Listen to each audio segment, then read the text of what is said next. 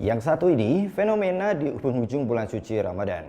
Soalnya arus lalu lintas di Jakarta lengang alias sepi. Nah, kondisi ini nih yang membuat sebagian warga yang nggak mudik nyaman banget dengan kondisi ini, soalnya bisa bebas dari macet.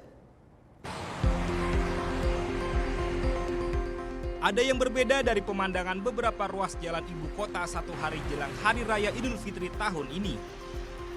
Jika kawasan seperti ruas tol dalam kota dan Jalan MT Haryono sangat identik sebagai salah satu jalan yang kerap mengalami kepadatan setiap harinya. Namun kini terlihat kondisi arus lalu lintas di kedua arah nampak lengang.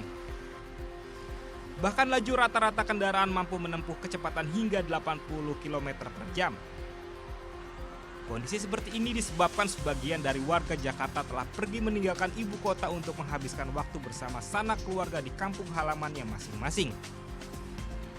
Dengan kondisi ini, sebagian warga mengaku dapat bepergian dengan tenang, tanpa dipusingkan oleh kemacetan yang biasa terjadi.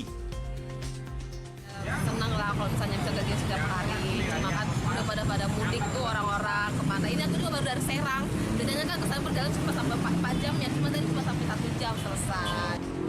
Udah enak kan gitu, maksudnya lancar. Lancar ya?